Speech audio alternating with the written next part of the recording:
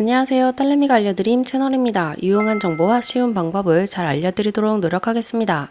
오늘은 딸내미가 들려주는 공감 이야기 코너로 시니어분들의 공감 사연을 읽어드리는 영상입니다.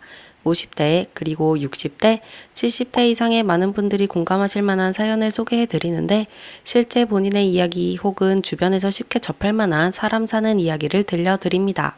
오늘의 사연은 대구에 사시는 올해 72살의 최미자 씨 사연입니다. 남편을 먼저 떠나보내시고 혼자 생활하고 계신다고 하네요. 그럼 직접 보내주신 사연을 읽어드리겠습니다. 저는 72살입니다. 남편은 10년 전에 세상을 떠났고 자식들은 각자 살기 바쁘다고 하네요. 뭐 나도 자식들한테 손 벌리고 싶진 않으니까요. 그냥 내 힘으로 버틸 수 있을 때까지 버텨보려고 합니다. 아침을 안 먹은 지가 하루 이틀이 아닙니다. 사실 배가 고프긴 한데 밥 한 끼를 해결하려면 쌀이고 반찬이고 다 돈이잖아요.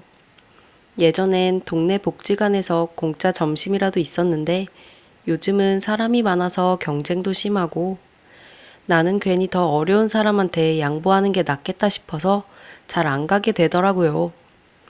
이제는 반찬도 거의 없어요. 계란 한 판 사는 것도 부담스럽고 김치야 뭐 옛날에 담가둔 게 있지만 너무 짜서 많이 못 먹겠어요. 그래서 그냥 물 말아서 대충 먹고 말죠. 몸이 여기저기 아프긴 한데 병원 가는 건 사치예요.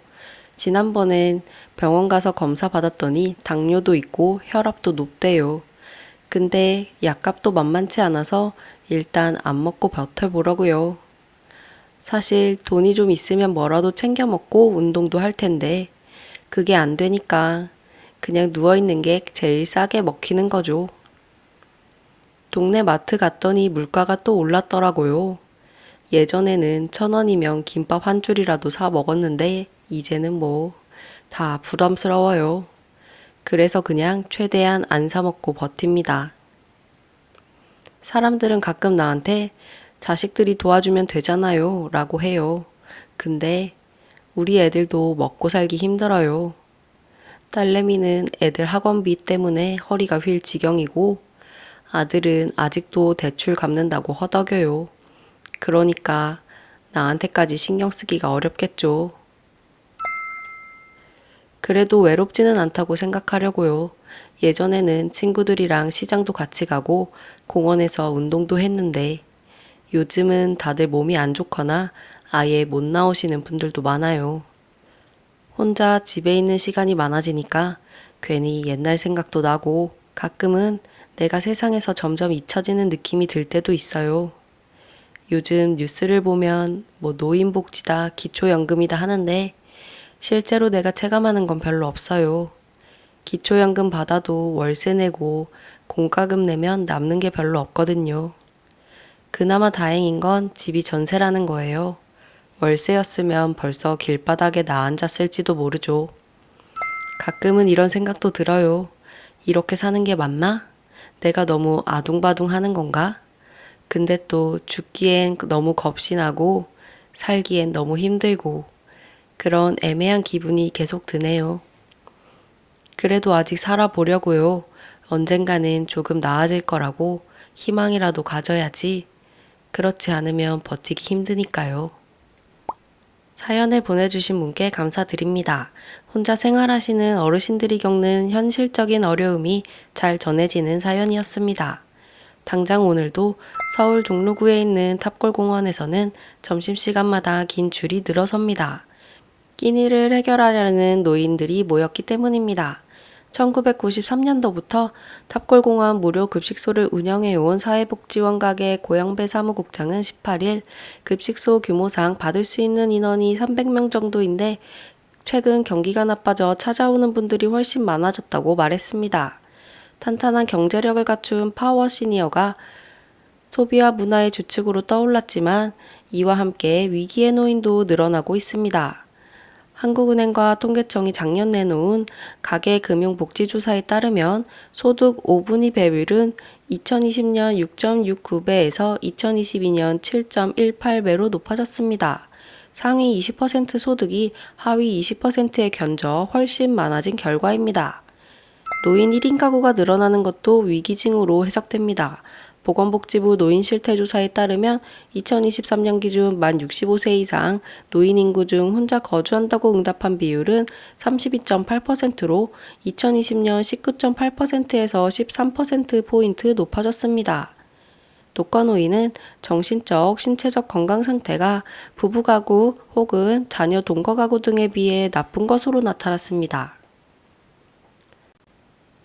1인 가구 노인 가운데 건강하다고 응답한 비율은 34.2%로 부부 가구, 자녀 동거 가구보다 크게 낮았습니다.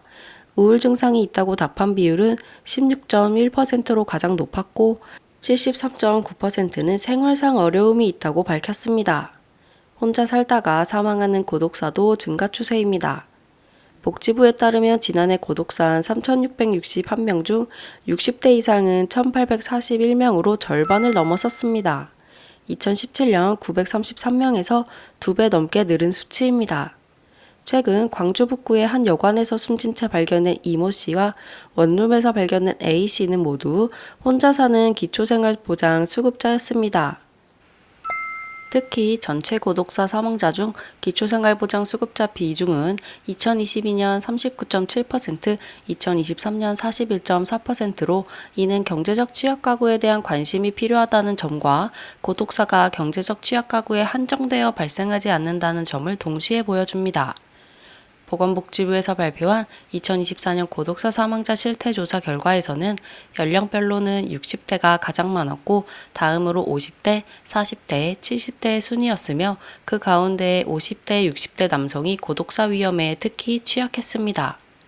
노인 고독사가 경제적 취약 가구에만 한정되어 발생하는 것은 아니지만 그 비율이 상당히 높다고 볼 수 있기 때문에 현재와 가까운 미래의 노후 대비를 꼭 신경 써야 할 것으로 생각됩니다. 혹시 이 사연을 듣고 계신 분들 중에 비슷한 고민을 하시는 분들이 계시다면 혼자서 너무 힘들어하지 마시고 가까운 복지관이나 상담기관을 찾아 도움을 받아보시길 바랍니다. 그리고 주변에 홀로 계신 어르신이 있다면 작은 관심과 대화가 큰 위로가 될 수 있습니다. 다음 시간에도 여러분의 이야기를 들려드리겠습니다. 감사합니다. 딸내미 채널에서는 시니어 공감 사연과 복지 혜택 정보, 정부 지원금 등의 알짜 정보들을 전달해 드리오니 많이 구독해 주시고 필요한 정보를 찾아가셨으면 좋겠습니다. 다음 영상에서도 더 좋은 정보를 전달해 드리도록 노력하겠습니다. 구독과 좋아요를 눌러주시면 좋은 영상을 만드는 데 큰 힘이 됩니다. 시청해 주셔서 감사합니다.